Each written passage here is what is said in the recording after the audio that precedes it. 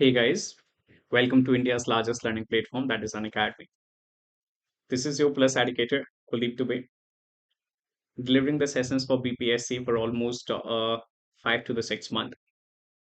Although in this education fraternity for last 6 years, and this could be understood just by visiting the profile of mine over Unacademy.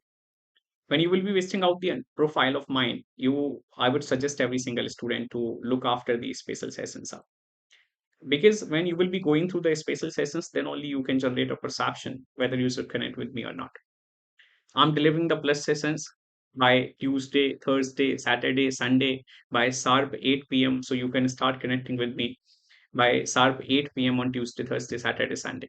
8 to 10, you can connect me on Indian history. If you are not subscribed the Unacademy yet, please do subscribe the Unacademy as soon as possible using my referral code KD496. You will be allotted almost that particular discount which will be available at the platform by that period of time. In this video, we will be having discussion over the powers of president. Powers of president will help you out to enhance your understanding of the president in the country or the union executive into the country. When we will be going through the powers of the president, this will definitely helping you out in the 69th BPSC as well as 70th BPSC. There might be several possible questions from the powers of the president. So it becomes expedient or essential to have understanding of the powers of the president. Without delay, let's have discussion over the powers of Indian president. Powers of Indian president can be broadly categorized under the 8 headings. That means when we want to look after the powers of president, they can be classified under certain headings. President is having the executive power, is which is also referred as the appointment power or the administrative power. इसी को हम क्या कहते हैं? बोले sir, इसी को हम एग्जीक्यूटिव पावर कहते हैं, इसी को हम अपॉइंटमेंट पावर कहते हैं, इसी को हम एडमिनिस्ट्रेटिव पावर कहते हैं. At the same time, he is having some legislative powers. He is having some judicial powers, financial powers, diplomatic powers, military powers, pardoning powers, as well as the emergency powers. When it comes to the president, let's try to have a look over a very synchronized discussion over the president. When it comes to the president, president in the Indian Constitution is mentioned under Part 5. That is the union. And the union is having a further classification under certain subchapters. And among those subchapters only, there is a very first subchapter that is the executive. So president is the part of union executive. This is the point which every single student need to understand. The constitutional provision of president are started under article number 52 to the 62 under this part 5. But at the same time, there are lots of other provisions into Indian constitution which deals with the powers of the president. So let's have discussion over the executive or the administrative powers. Executive power of the president. As I earlier stated, this is also the power which is referred as administrative, which this is also referred as the appointment power. For every executive action that the government of India takes up, it is to be taken in the name of the president. This symbolizes the executive power of the president. He may or may not make rules to simplify the transaction of the business of the central government. When he is dividing the functions between the subordinate officers to him, according to the Indian constitution, he can definitely, to simplify the transaction of the business, can make rules and regulations. He appoints the attorney general and determines his remuneration into the country. He appoints the following principles, and that's why only this particular executive power is also referred as the appointing power of the president. He appoints the attorney general of India, the comptroller auditor general of India, the chief election commissioner and the election commissioners, chairman of the members of Union Public Service Commission. He appoints the state governors. He appoints the Finance Commission of India, its chairman as well as the member. Coming to the next one, he seeks administrative information from the union government on the union administrative affairs. Whenever requires, he can ask Prime Minister to submit for the consideration of the Council of Minister any matter on which a decision has been taken by Minister, but which has not been considered by the Council. The relationship, the relationship of Prime Minister and the President started under Article number 78 of the Indian Constitution, where president can ask the prime minister to provide the information, to provide the information on the union affairs. He appoints National Commission of Scheduled Caste under Article 338, Scheduled Tribe under Article number 338A. Coming to the next one, other backward class, that is 338B. Heading forward to the next one, he appoints interstate council to promote relations between center and the state and the cooperation between the interstate council. He appoints administrator of the union territories to govern the union territories. He can declare any area as the scheduled area and has power with respect to administration of the scheduled areas as well as the tribal areas. So these are the administrative powers, these are the executive powers, these are the appointing powers of the president, which will definitely help you out in the upcoming prelims. Let's have discussion over the legislative powers. He summons, he prorogues, he dissolved the Lok Sabha, he summons the session, he prorogues the session of the parliament.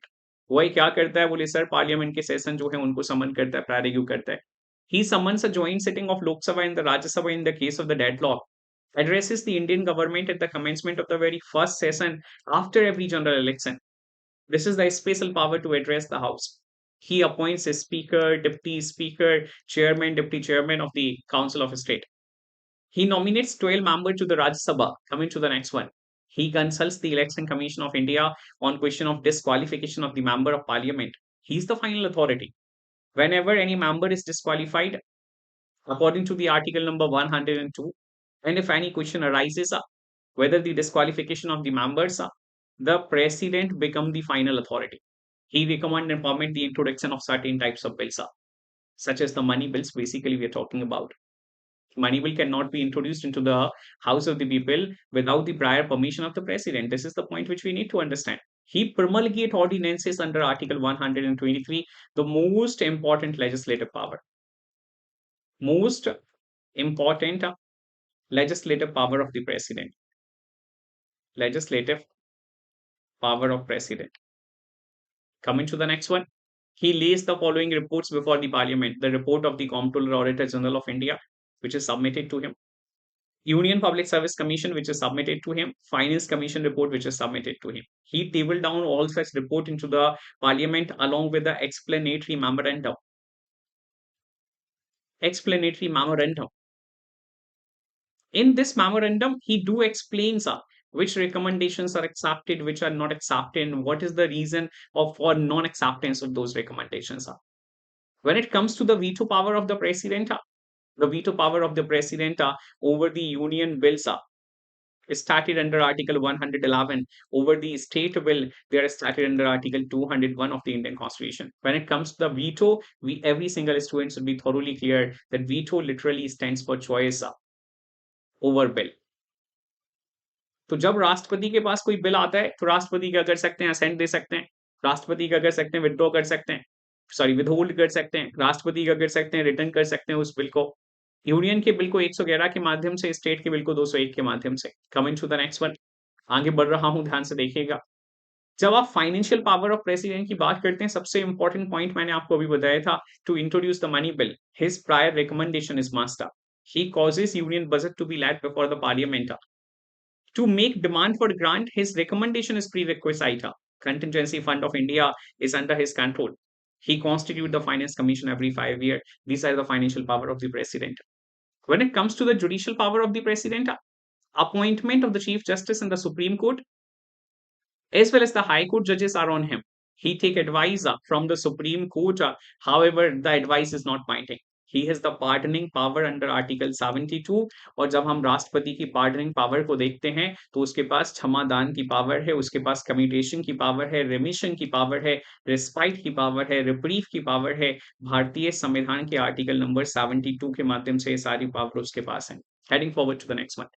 जब हम राष्ट्रपति की diplomatic powers को समझने का प्रयास करते हैं, international treaties as well as the international agreements that are approved by parliament are negotiated and concluded in his name. This is the point which we need to understand.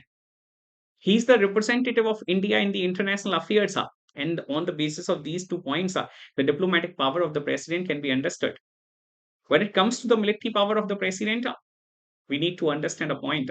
According to article number 53 of Indian Constitution, he is the commander of the armed forces in the country.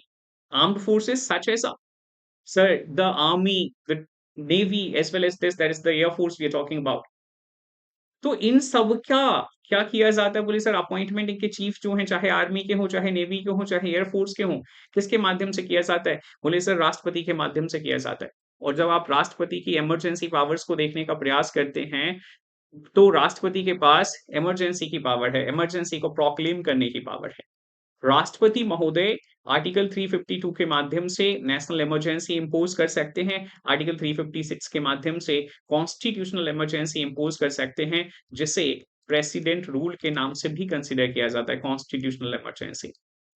और at the same time अगर आप देखेंगे तो राष्ट्रपति के पास financial emergency impose करने के लिए आर्टिकल 360 है। इमरजेंसी के दौरान ही राष्ट्रपति आर्टिकल 359 के माध्यम से आपका राइट टू कॉन्स्टिट्यूशनल रेमेडी जो है, राइट टू कॉन्स्टिट्यूशनल रेमेडी, तो राइट टू कॉन्स्टिट्यूशनल रेमेडी किसी भी फंडामेंटल राइट